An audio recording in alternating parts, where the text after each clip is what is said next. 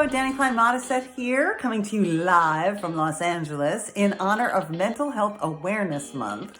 I would love to share with you 5 reasons why helping our elders laugh is good for them. Number 1, it lowers cortisol. Yes, it lowers the stress hormones. Number 2, it lowers the risk of heart disease. What? I didn't even know that. That's true. Lowers heart disease. Number 3, it lowers feelings of isolation, which is so common in people facing cognitive decline. They feel very alone. But when you laugh with someone, it says, I see you. We both laughed at that.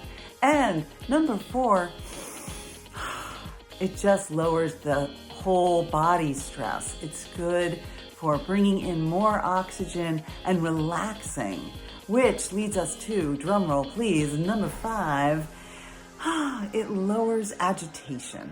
Yes, lowers those feelings that are so common in cognitive decline. So there you go, 5 reasons to keep our elders laughing.